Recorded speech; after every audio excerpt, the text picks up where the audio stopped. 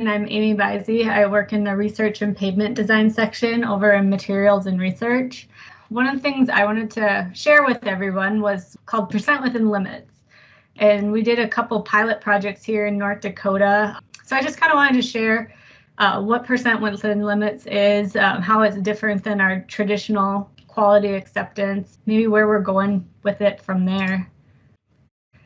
So I'll start off with what is percent within limits specifications. What it is it's a statistical based way of doing quality acceptance on a project. So it takes into fact your average and your standard deviation.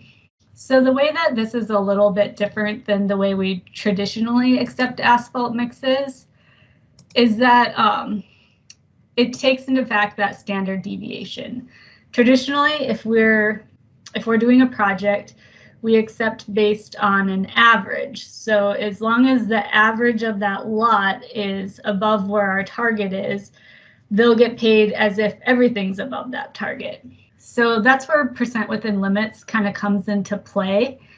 Is what we've got here is just a graphic of a normal distribution curve. So the peak of the curve, that's the average of your data set. And then how skinny or wide the curve is, that's your variability. Our standard way of doing things, if we just accept based on a rolling average, or basically the peak of this curve, the sticking point is it's half of that bell curve, or half of our data is actually falling below where we really want it to be. And this undetected variability can really have a long-term impact on our pavements. So a couple of years ago, we went down to South Dakota. The South Dakota DOT has been using percent within limit specifications for a while on both density and air voids, and we did a peer exchange with them. They kind of introduced us to the concept and what they're doing. So we decided to pilot a couple projects with this type of specification in North Dakota, and we built those in 2020. So here are where our 2% within limit pilot projects were. We had one up in the Grand Forks district on Highway 1. This was about 38,500 tons of FAA 43 wrap mix. And then we had one down in the Valley City district on Highway 46. And this was about 52,000 tons of FAA 43 wrap mix. So both of these projects had the same type of material on them. They're pretty similar in scope. So these were our two pilot projects that we selected. And the reason we did two pilot projects is sometimes, like, if you're going to pilot something, it's always better to have two, just in case if one project, there's a nuance that the project didn't go well, it doesn't, you have something else to compare it to. It's not that one project is a tell-all for what we thought about percent within limits. And on our projects, like I said, South Dakota is doing air voids and density. They spec them out with percent within limits or their average and standard deviations. We just did density on these two projects. So pay factors. So this is a Valley City project. A lot is a day of paving. So there's two areas that the contractors could get an incentive or a disincentive. So there's our joint density spec. So that is not a percent within limit spec. That's the same for all of our paving jobs. So they could get an incentive or a disincentive on that. And then on the map, we applied our percent within limit spec concept. So as you can see here, the reds are the days that the contractors fell below 1. So 1 is kind of like the break-even point. And if you're below 1, it's a contractor disincentive. Above 1, the contractor is getting a little bit of an incentive. So, and then to get the combined pay factor, those two are multiplied together. So on this particular project, it ended up that in the end, the contractor got an incentive. So they got about a little over $14,000 incentive on this project. And as far as density, we noticed the density was about 93.7 was the average density per core.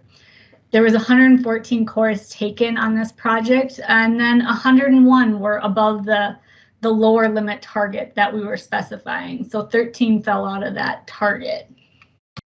And this is how it played out for Highway 6 up in the Grand Forks district. Is we had our paving lot days, there's the joint density, the percent within limits, and then the combined. So in this one, you can see like the contractor was really consistent with their joint density. Percent within limits, once they got it dialed in, they were pretty much in an incentive range for the rest of the project. And how that worked out for the contractor is they ended up having one day where they took a deduct. The rest of the days were incentives. So they ended up getting a $67,000, $411 incentive on this project. And this was a little bit smaller project, so there was a few less cores. There was 80 cores, but 76 of those 80 cores were all above the target that we were looking for on the lower end of the spectrum. So if you plot all this out, here's a bunch of normal distribution curves. So we wanted to see like, how did these projects compare to historically the same type of mix? So this orangish yellow line here, or normal distribution line here, this is our historical FAA curve. So we averaged a lot of our projects together from the last several years, and this is about what that curve looked like. So the percent within limit on our historical projects, kind of our baseline was like 66%. And as you can see, the peak of the curve was about 92.6 or so. So it's right in that range. On these 2% within limits projects, the green one is the Valley City project. So you can see that both of them had about the same mean. It was like 93.7 about. But the Valley City project had a little bit larger standard deviation, or this curve was a little bit fatter, wider, whatever. So that makes the percent within limits go down. When the bell curve is taller and skinnier, the percent within limits will go up. So these shaded out areas that you see here, 92% is what we called our lower limit on density. So we wanted all of our values to be between 92% and 97%. And this is called our upper spec limit, the 97%.